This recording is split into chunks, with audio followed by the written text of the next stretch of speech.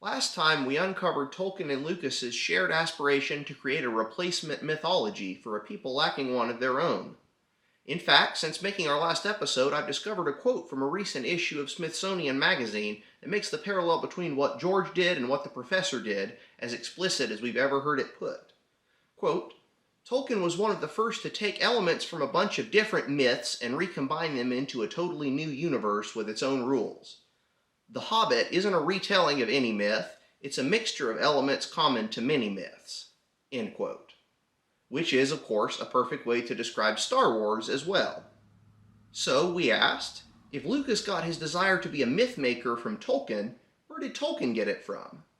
Some might reply, well, Tolkien was just a genius. He pulled it down from the sky. Maybe, but even great geniuses have their mentors. Who was Tolkien's mentor?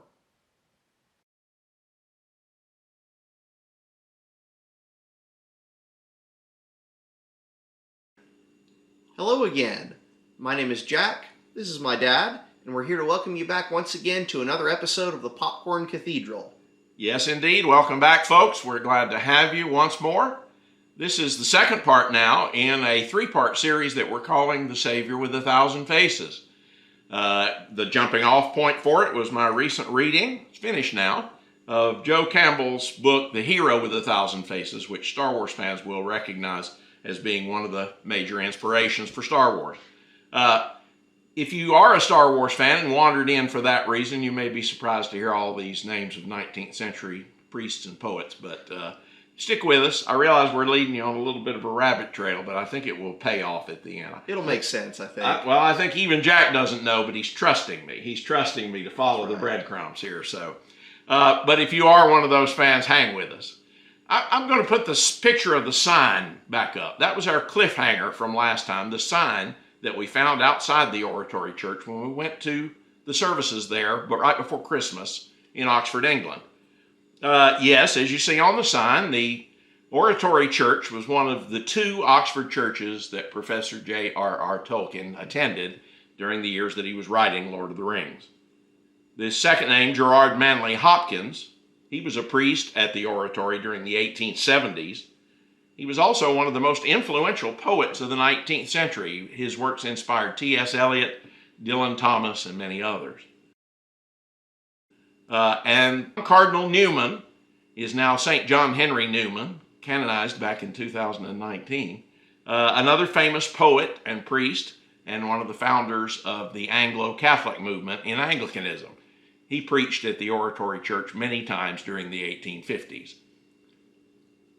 I'm going to stop to note a personal note. Newman has been a great influence on both of our lives. He's one of my favorite writers, very important to my own spiritual walk. But also, he's one of Jack's namesakes. Jack has three namesakes, and I thought you might want to know something about him. One of them was John Henry Newman, before he was a saint. We're working on Jack. Maybe he'll get there one day, too. That's right. I don't know about that. Big shoes to fill. Also, some of you may remember that Tolkien's friend C.S. Lewis asked his parents when he was 5 years old to call him Jack out of the blue. His name was Clive, but the 5-year-old wanted to be called Jack. So he always hated that name Clive. That's right. Not exactly sure why, but just, Well, that's another of Jack's namesakes, and also the hero of one of my all-time favorite movies. In fact, maybe my all-time favorite, this week anyway. The original 1933 King Kong. That's the first time I realized that Jack is often, or even usually, a nickname for John. So he's really John. Yeah. The family calls him Jack, and he's named for that great movie King Kong. So 3 namesakes, and there he is. What can I say? What can you say? Well, anyway, the connection that I want to bring out today is one that runs from George Lucas through J.R.R. Tolkien and all the way back to John Henry Newman. Is there a connection? I mean, beyond the fact that they went to the same church 50 years apart? Well, to begin with, there was a book, just as George Lucas had one, with his Hero of a Thousand Faces. The book is called The Golden Bough, A Study in Comparative Religion by Sir George Fraser. It originally was an epic 12-volume set that appeared between 1890 and 1915. Wow. this is my old copy.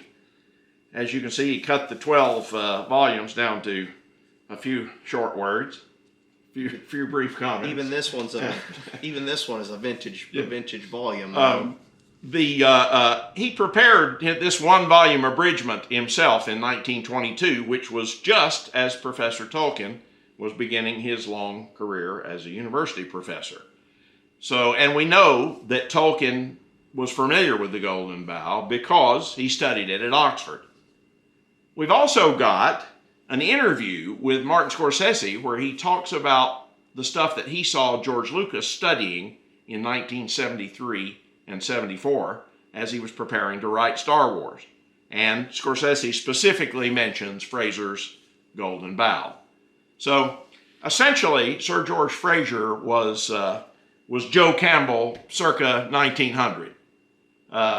In fact, Fraser's biographer, Robert Ackerman, described the Golden Bough this way. He said, "The first anthropological bestseller, Fraser more or less single-handedly created the audience for anthropology among educated readers."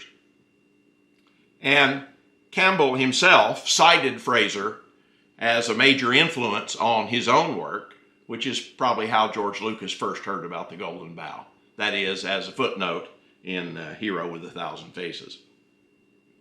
Now, as I mentioned, I've just finished reading Hero with a Thousand Faces myself, and I'd call it a popularization of Fraser. Kind of a short sketch of Fraser, along with a big dose of Freudian psychoanalysis, which was a popular fad in the 1940s when Hero was written. So, Tolkien's desire to create a modern myth for 20th century England might very well have originated with the very same book that inspired George Lucas by way of Joe Campbell, and that is Fraser's Golden Bough. Now, I want to get the timeline straight. When did Cardinal Newman die?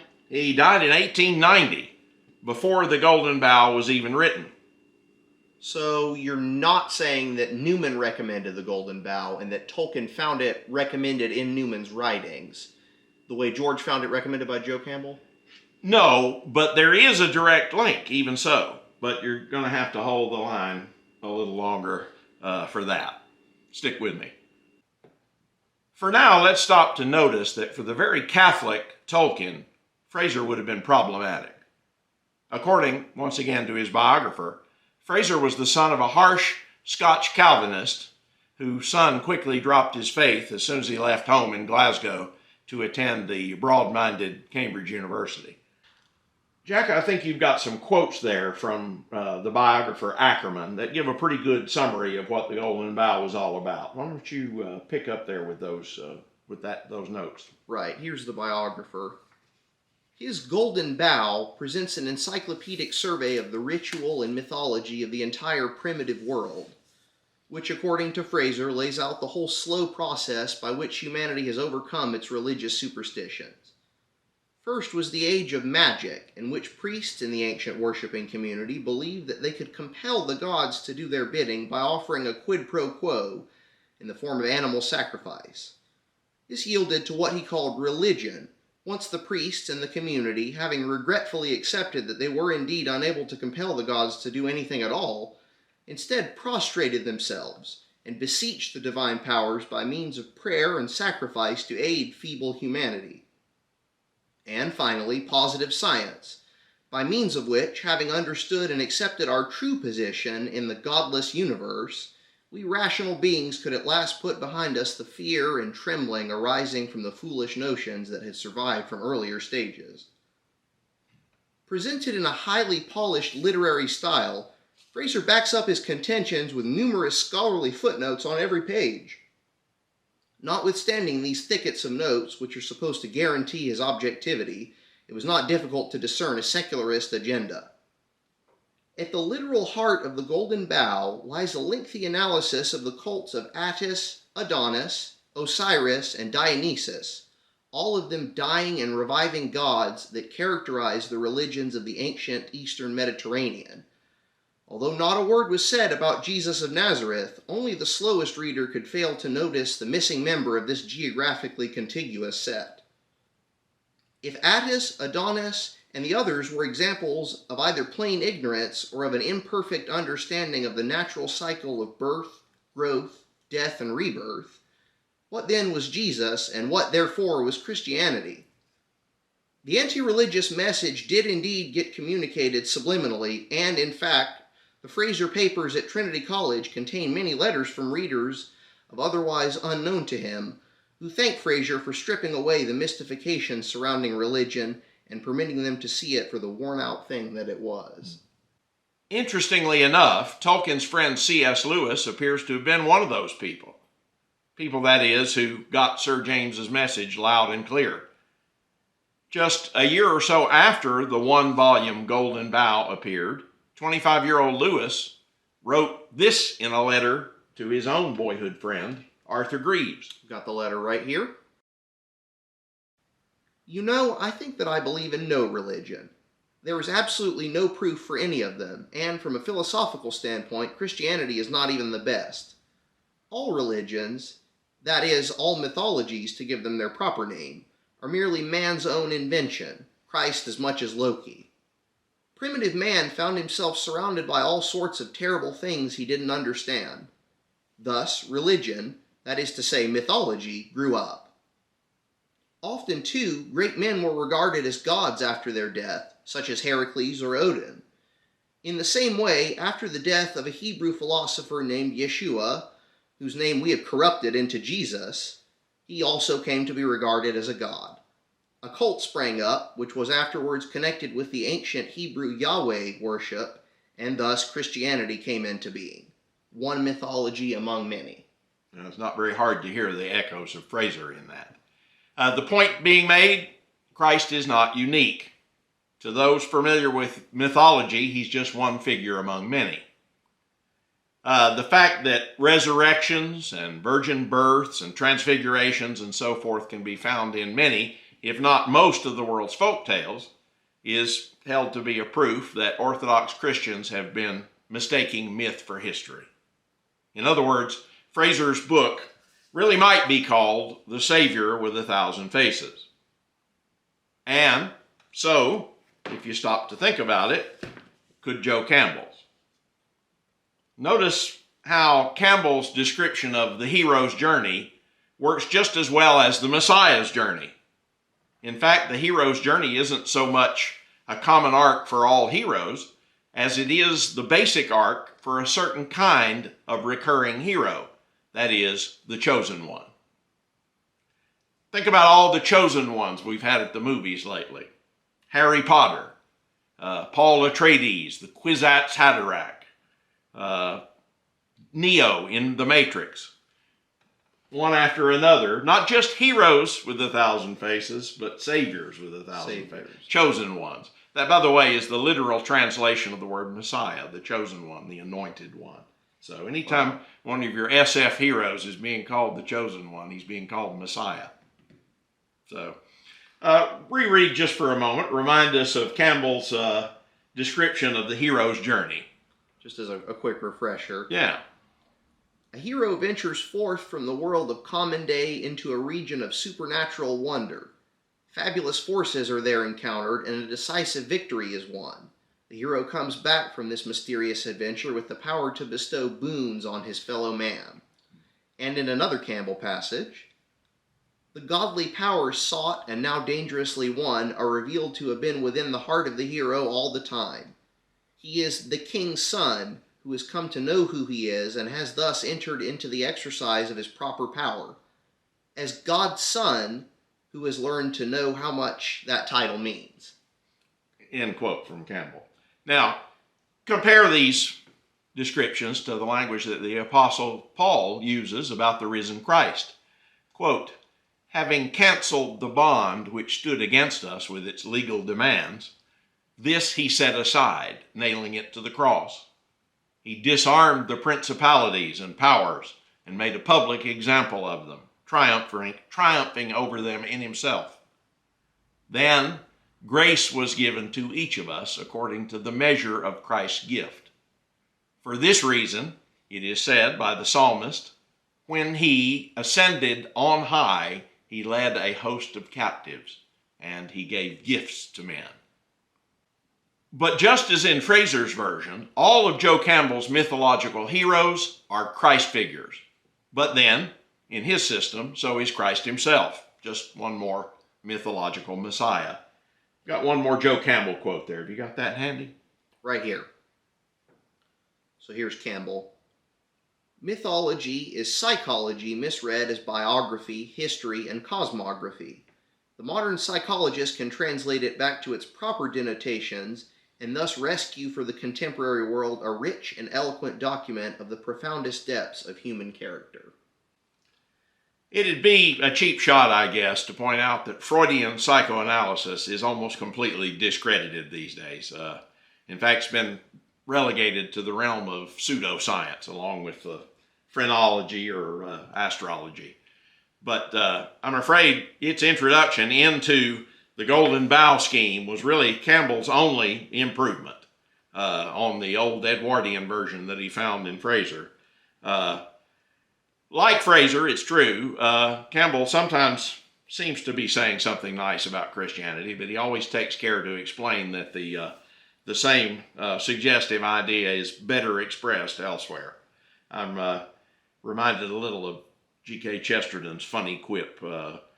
Chesterton may actually have been thinking of Fraser when he said it. He said, "These modern students of comparative religion are always insisting that Christianity and Buddhism are very much alike, especially Buddhism." Okay. But the underlying anti-Christian point is, if anything, more explicit in Campbell than it is in Fraser. Bottom line, both the Golden Bough and the hero with 1,000 faces are essentially hostile to traditional or Orthodox Christianity, though they are at least polite about it. So we're grateful for that. Certainly.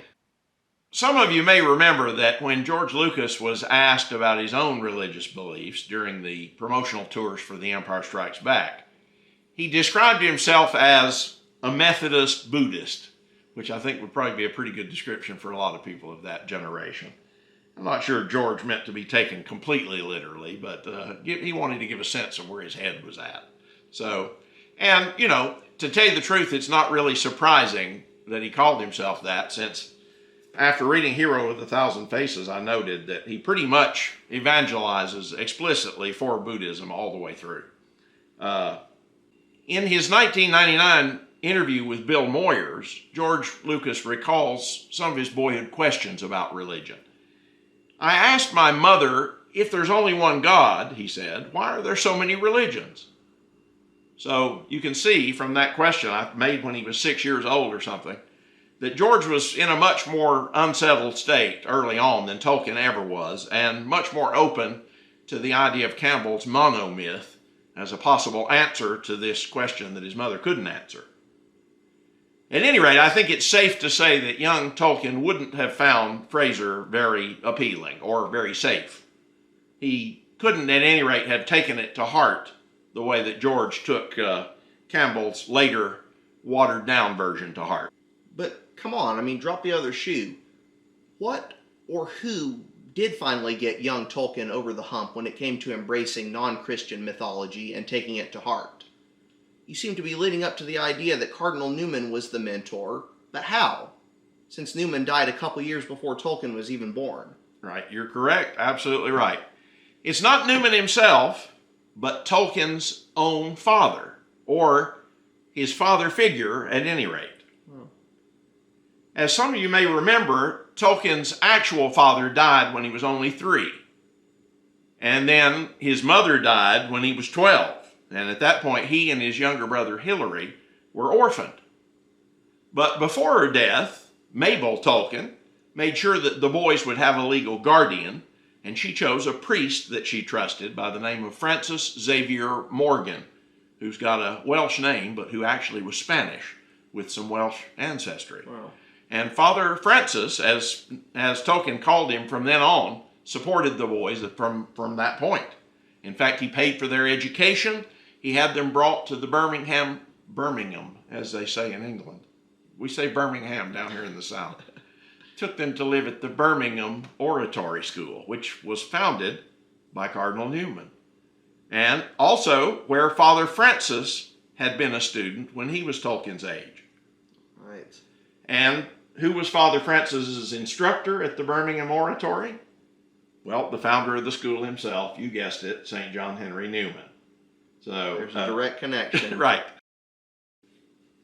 You see, Newman also had thought long and hard about the Savior with a thousand faces, and he taught his own approach to comparative religion and mythology to Francis Xavier Morgan, who passed it down in turn to the author of The Lord of the Rings. There you go. There you go. So, what exactly was that approach? Well, you're going to have to wait until the next episode for that. So, we'll pick this up at this point with Father Francis, and we'll conclude and make finally our point. So, and we'll do that next time. For now, I want to thank you for joining us, and want to thank you once again for supporting our channel as you've done. We've acquired quite a few new subscribers lately, and we're grateful for every single one of you. For others who may be watching and may want to get in on some of the fun themselves, if you're interested in hearing, sharp, we hope, intelligent commentary on geek culture from a Christian POV, then we're hoping that the Popcorn Cathedral will be right up your alley. So if that seems like it's the case, go ahead and hit the subscribe button. Definitely like the video, and also help spread the word around. Share with your friends. I know that many of you have got like-minded, nerdy Christians in your circle of friends and family. And if you have, you need to share these videos with them. We hope you will. We want to get it to as many people as we can. So stay tuned, guys. Yeah, and we're hoping that you'll be here next time for our third and final chapter in The Savior with a Thousand Faces. Good night, and God bless.